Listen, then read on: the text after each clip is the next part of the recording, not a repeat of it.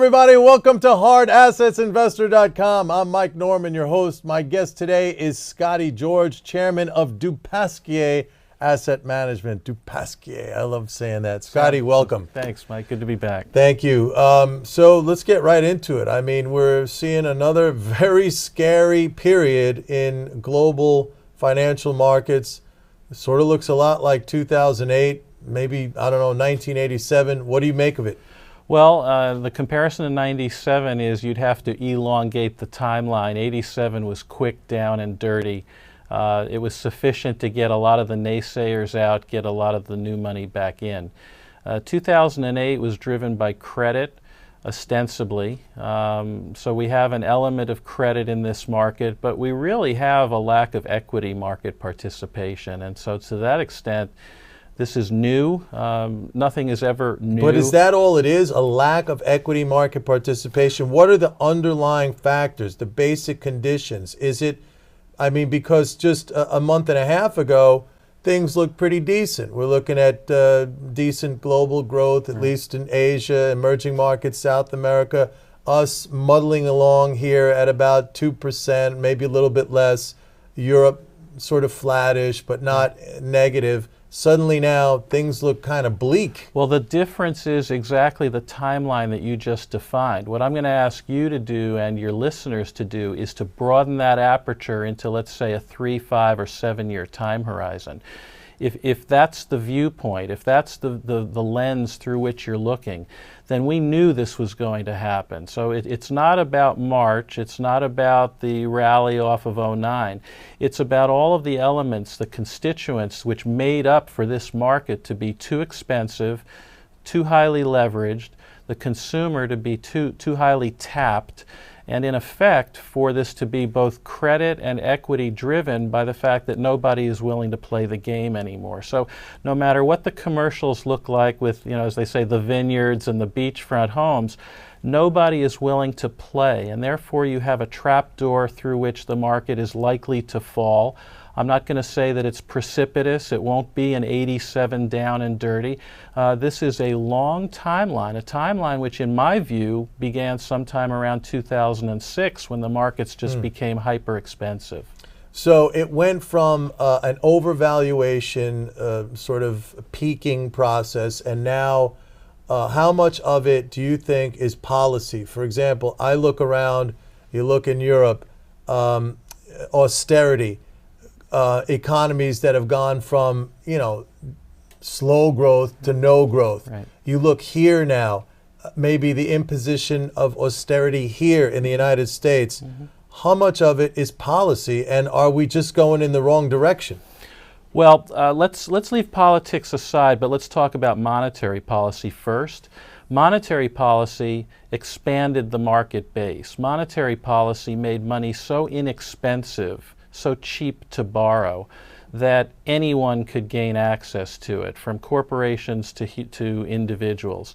That hyperinflated the market and most all valuations. What you're seeing is fiscal policy, both global as well as domestic, attempting to ameliorate the problems, the ills of cheap money. And unfortunately, that's not really where you need to attack. I would love to see, for example, one way of attacking the savings issue, and savings would be therefore the engine of driving consumerism, raising interest rates. The Fed has come out with monetary policy in which they've indicated that at least for the next year, they want to keep money cheap so that we can keep money flowing into the economy. But I'm going to give your viewers a phrase which I've written innumerable times in some of my market pieces. You can lead a horse to water, but you can't make him spend. And we have a situation much like that right now, where we're leading consumers, we're leading businesses towards borrowing, using, expending money.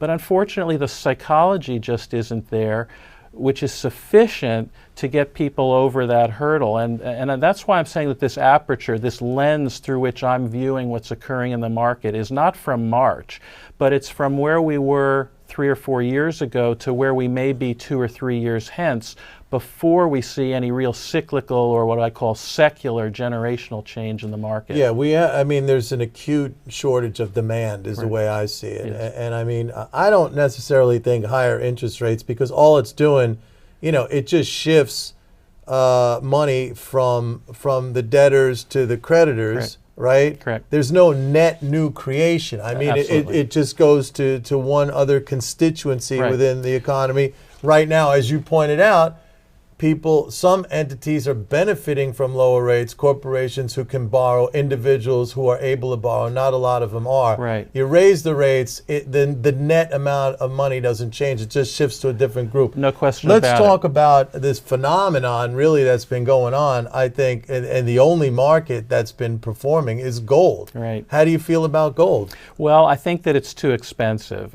Gold is a psychological haven. Much in the way the early part of our conversation was talking about this psychological impetus to get, excuse me, to get money into the market. Gold performs exactly the same function you just said as higher interest rates. It merely shifts existing capital into a defensive structure. What we need to see, and this is not a political statement, it's a market-driven statement, is a better mousetrap. We need to see something, whether it's energy policy, an objective similar to the 1960s moon landing. We need to see something in this market that stimulates both wealth, psychology, and the flow of capital.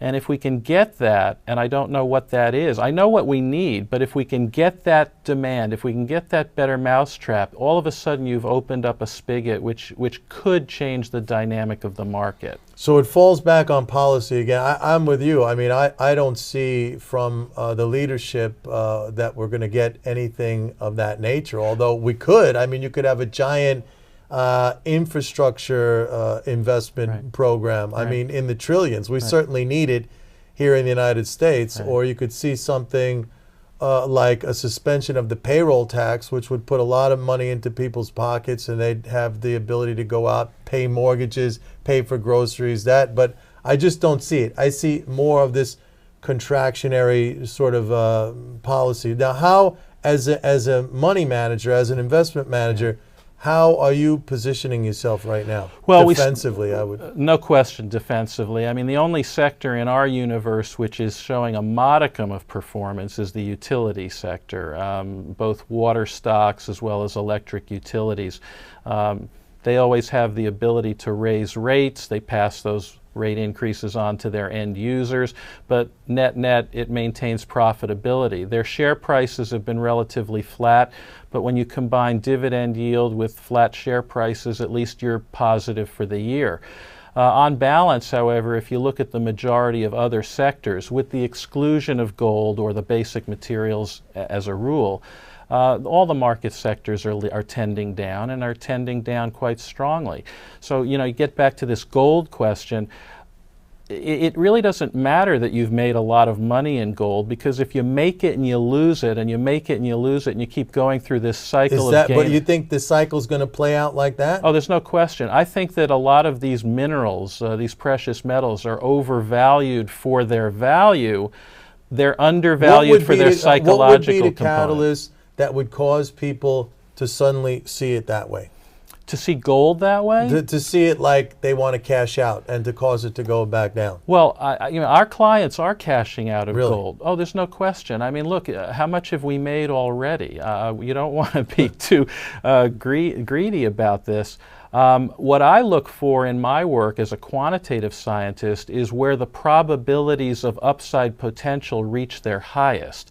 It's like a cup of water. When the cup of water is full, you may have achieved your maximum capital gain, and that's to your good, but your probability of maintaining that rate of appreciation is at its lowest. So where I'm seeing these kind of probability perspectives in the market is in areas of biotech, biopharmaceuticals, agriculture, potable water.